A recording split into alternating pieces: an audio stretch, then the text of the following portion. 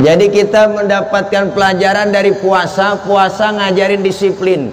Disiplin makan minum. Kalau belum waktunya jangan dimakan, jangan diminum. Tempe di siang hari jadi haram. Kenapa? Karena belum waktunya. Kapan itu halalnya tempe? Habis maghrib. Ya bu? Ya bu? Apaan? Iya. Es buah halal. Halalnya kapan? Habis maghrib. Kolak halal habis maghrib, termasuk suami sendiri halal habis tarawih. Habis maghrib nafsu amat bu. Habis maghrib mencelam-celam doang romannya. Habis tarawih lamaan. Kenapa? Ini membentuk karakter disiplin. Sebagai guru, sebagai manusia, kita telah diajarkan bahwa disiplin kita nih sekarang Masya Allah bang, jujur disiplin kita masih ditongkrongin. Pejabat bukan takut sama Tuhan, takutnya sama atasan. Bener bu? Percis anak muda tengah malam naik motor bang, lampu merah nyodok terus, di depan dicegat sama polisi. Prit, berhenti. Siapa? SNK? Ada pak. SIM? Punya pak. Tahu lampu merah? Tahu pak. Kenapa jalan terus? Saya kagak tahu ada bapak. Enteng nyautnya, saya nggak tahu ada bapak. Disiplin masih ditongkrongin.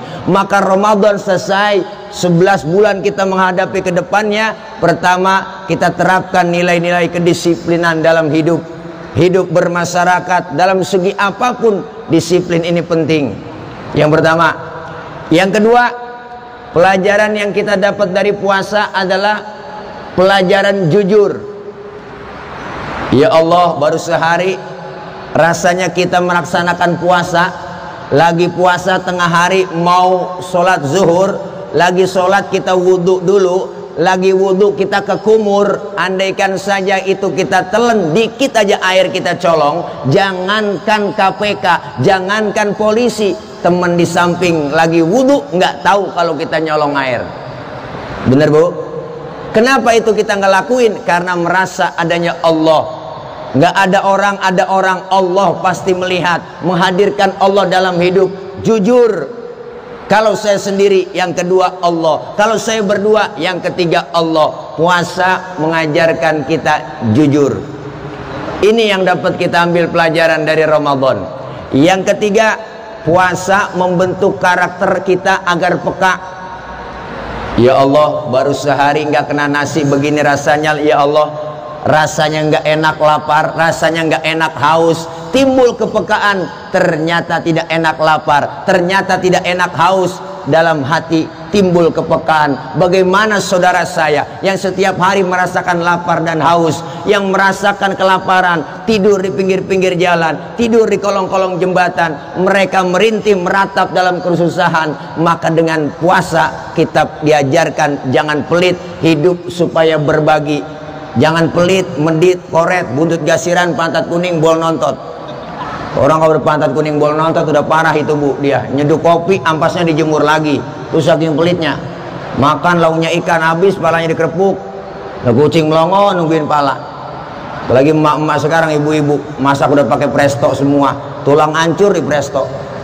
Kucing pada kurus, nggak bisa tulang. Pelit. Nih kita kepengen dengan puasa pelajaran peka. Maka 1 bulan Ramadan kita dilatih menghadapi 11 bulan yang akan datang. Diajarkan kita jujur, diajarkan disiplin, diajarkan menahan hawa nafsu. Puasa bukan ngilangin hawa nafsu, tapi menahan hawa nafsu.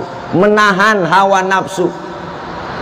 Godaan begitu berat, siang hari apa aja kita lihat enak, ya bu.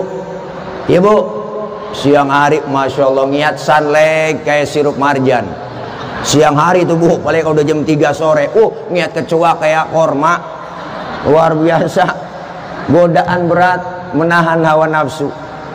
Selesai kita Ramadan digojlok, hubungan vertikal kita kepada Allah, kita lebur dosa kesalahan kita. Ada dosa sesama kita, yaitu dosa sesama manusia. Maka kelar Ramadan, datang hari raya Idul Fitri, yang kita lakukan tidak lain mempererat kembali silaturahim, hubungan kita bersama kita. Maka kita saling bermaaf-maafan, bersalam-salaman. Ini makna halal bihalal, bukan hanya sekedar tangan yang bersalaman, tetapi hati saling bersalam-salaman. Ya Bu, ya Bu, kita kepengen kebersamaan, kekompakan. Hidup enak tuh kayak 5 jari. Ini 5 jari, 5-5-nya kompak semua bang, bisa mukul, bisa nampar. Kita kepengen begitu, kebersamaan, kekompakan kita tunjukkan. Kita sering ngomong kerjasama, tapi jarang kita mempraktekkan sama-sama kerja. Kita kepengen sama-sama kerja. Budayakan silaturahim, kebersamaan. Kenapa? Dulu Panglima Jenderal Sudirman pernah bilang, apa kata beliau? Tidak akan ada kemenangan tanpa ada kekuatan. Tidak akan muncul kekuatan tanpa ada persatuan dan kesatuan. Tidak akan terwujud persatuan dan kesatuan tanpa ada budaya silaturahim. Maka kita seluruhnya yang memang diajarkan oleh Allah, ada hak-hak adami, kebersamaan, kekompakan kita tunjukkan dengan kita bersilaturahim. 5 jari, 5-5-nya semuanya kompak, mukul bisa, nampar bisa. Ya Bu, coba makan pakai jempol doang, 3 hari belum kelar bang. Nampar pakai telunjuk agak sakit. Ini beda semua nih, tapi kompak bersatu. Ada simbol dalam bermasyarakat kita. Jempol, simbolnya pejabat. Siapa dia? RT, RW, lurah, camat, bupati, wali kota, gubernur, menteri, presiden. Jempol. Kerjaan kalau udah dijempolin pemerintah cakep. Yang ini telunjuk. Siapa dia? Simbol orang kaya. Agnia, orang kaya kalau udah kena nunjuk rapi semua bang. Bang, tolong madrasah bangun di sana bang. Tuh kalau orang kaya yang nunjuk rapi madrasah. Coba-coba yang miskin nunjuk sembarangan. Oh, ditekuk orang, kagak model lu. Orang kaya mah beda bang. Duduk aja bareng nih orang kaya, kumpul. Orang kaya kentut. Pret. Temennya ngomong, waduh, bapak sehat. Sehat bapak, orang kaya. Coba yang miskin kentut sembarangan, habis kita dikatain setan lu. Bu bangke lu gak punya adab, bener lu kentut sembarangan lah, dibully abis. Maka orang kaya simbolnya tunjuk, manjur. Yang ini jari tengah nih, siapa dia? Simbol guru, TNI, Polri, adanya di tengah. Polisi, ABRI, guru di tengah adanya. Netral di tengah nih, kesono enggak, kemari enggak. Yang ini jari manis, siapa dia? Simbol anak muda. Masa muda, masa yang paling manis, maka simbolnya jari manis. Biar buntung, tetap namanya jari manis. Ya Bu.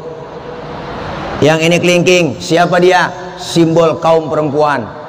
Dharma wanita. Nih, the power of emak-emak di sini. Kelingking nih bang, kecil tapi antem. Yang macam-macam sama kelingking. Ini fleksibel nih, kemana aja masuk. Bener bang, ke hidung masuk, ke kuping masuk. Di kampung saya ngecek ayam nelor apa kagak, sodoknya pakai kelingking. Nggak mungkin pakai jempol, boros, sian bola ayam ledes. Nih 5-5-nya beda profesi, tapi kompak bersatu. Kita semua pengen kebersamaan, kekompakan. Makanya profesinya masing-masing sesuai kemampuan. Semua kita berjuang. Kalau kita kambing, ayo kita ngembek. Kalau jadi ayam, ayo kukuruyuk. Semuanya kita berjuang. Man a'ana mujahidan faqad jahada. Siapa orang yang membantu orang yang berjuang, hakikatnya dia berjuang juga. Cuma 5 jari, hati-hati Bu, ada kelemahannya. Ada. Mana? Kelingking suit ketemu jempol, di mana-mana yang kalah jempol pejabat, kelingking perempuan. Jabatan kadang sering tunduk gara-gara perempuan. Kekuasaan sering jatuh gara-gara perempuan. Siapa yang dorong-dorong Nabi Adam makan buah khuldi? Ibu Hawa yang rayu-rayu, ayo dong ayang beb, mam dong tayang, buah khuldinya tayang, mam tuapin ya tayang tuapin. Akhirnya Nabi Adam kegoda kerayu, laki biar kata kumisnya kayak pagar kecamatan bang. Kalau udah kena godaan perempuan teklok, apalagi perempuan sekarang, kagak ngelihat siapa yang penting jagodain. Saya pulang ceramah sering tuh bawa mobil sendiri nyetir, berhentiin tengah malam, mampir mas, mampir. Saya buka kaca, ada apa mbak? Ya biasalah mas, jualan. Lah jual apa malam-malam mbak? Ya jual rempah-rempah. Saya bingung rempah-rempah apaan mbak? Ya kalau merem dikasih upah. Begitu. Kagak taunya jablay bang. Langsung aja peci haji saya pakai bu. Wah kaget dia bang. Waduh pak haji ya. Kalau pak haji gratis lah. Apa-apa saya nyari berkahnya sama pak haji. Suwe bener. Kelingking bisa ngalahin jempol. Kelingking bisa ngalahin jempol. Nabi Adam aja kegoda makan buah khuldi, dimakan sama Nabi Adam karena dirayu-rayu, nyangkutlah di tenggorokan itu buah khuldi. Maka laki-laki bu ada jendolannya di leher. Ibu kalau nggak percaya ntar pulang pegang leher suami kita, tanya pelan-pelan bisikin, bang ini buah khuldi ya. Tapi Ibu Hawa makan buah khuldi nggak nyangkut di leher dia, karena leher perempuan licin, sering ngomongin lakinya sama orang lain. Nyampe di dada terbelah dua buah khuldinya. Alhamdulillah nyangkut di dada. Bersyukur kaum perempuan nyangkut di dada. Coba bu pikir aja kalau nyangkut di dengkul. Wah ribet lah. Anak minta neting, anak mimi yang mimi, ribet ngangkat dengkul dulu. Alhamdulillah bersyukur nyangkut di dada. Terbelah dua. Kalau satu doang di dada lah kayak tumor. Tuh, makanya hati-hati sama kelingking, jempol bisa kalah. Cuma kelingking kalau sweet ketemu telunjuk baru dia kalah nih, karena telunjuk orang kaya. Makanya perempuan asal niat duit biasanya udah teklok aja bang, biasanya begitu. Bukannya matre bu, enggak, ibu mah enggak matre, emang udah bawaan lahir. Kodrat perempuan lahir ke dunia bawaannya 3, cemburuan, emosian, mata duitan. Tuh, cemburunya bisa hilang, ada ustazah yang ngajarin. Emosinya bisa hilang, gurunya yang ngajarin di pengajian. Yang kagak bakal hilang mata duitan. Maka saya instruksikan kepada seluruh bapak-bapak kaum laki-laki, nyari istri yang bisa nyari duit. Duit udah kita umpetin di mana aja, ketemu dia cari. Itulah istri yang bisa nyari duit. Duit apa nih bang? Diselipin, duit sial. Gue udah umpetin masih ketahuan sama lu. Nih pengen kita kebersamaan pak. Nih makna halal bihalal, beda tapi satu tujuan. Kita semuanya bineka, tapi kita pengen tunggal ika. Sebagai bangsa Indonesia diikat dengan tali persaudaraan, diikat dengan NKRI, diikat dengan Pancasila. Kita kepengen satu nusa, satu bangsa, satu bahasa, Indonesia. Sebagai Islam, sebagai Muslim, diikat dengan tali akidah. Siapapun dia, dari suku apapun dia dilahirkan, warna kulitnya apapun, kalau dia Muslim, dia saudara kita. Islam mengajarkan keberagaman, Islam mengajarkan perbedaan. Maka lewat halal bihalal, Al-Imam Ghazali berpesan, apa kata beliau? Kun kal yadain wala takun kal udunain. Umat Islam harus seperti 2 tangan, jangan kayak 2 kuping. Nih kuping kanan kiri nggak ada yang akur. Kuping kanan ngadep sono, kuping kiri ngadep sono, nggak akur. Makanya lebaran nggak pernah ketemu. Tapi tangan kanan, tangan kiri luar biasa. Kiri gatel, kanan nggak pakai diundang, datang garukin. Dua-duanya gatel, kompak main garuk-garukan. Nggak mungkin tangan kiri gatel, kanan ngomel, mampus lu garuk sendiri. Nggak ada. Kerjasamanya kanan kiri kompak. Tangan kanan cakep-cakep, salaman, tanda tangan, mau makan, terima duit. Tapi yang kiri nggak iri. Yang kiri mah sadar. Apa kata yang kiri? Emang tugas gue bagian di belakang? Gue mau bagian mobilisasi, bagian cleaning service, gue bagian pembersihan, gue lakonin.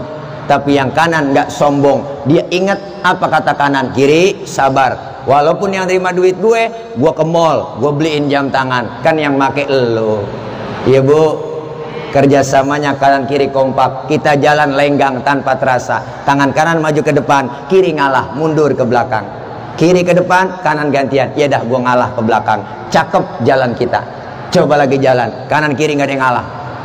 Jalan begini begitu nih, kayak vampir.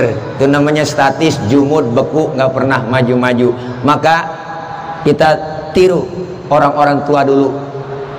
Kenapa mereka umurnya panjang, berkah usianya? Karena silaturahimnya rajin.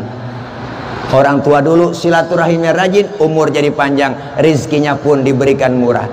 Man ahabba ayyabsutalahu fi atharihi falyasil rahimahu. Siapa orang yang kepengen panjangkan umurnya, dimurahkan rizkinya, maka sambunglah tali silaturahim. Oleh karena itu, lewat halal bihalal hari ini satu momentum buat kita untuk menjaga kebersamaan, kekompakan, kerukunan. Sebagai guru pendidikan agama Islam, ayo kita terapkan disiplin.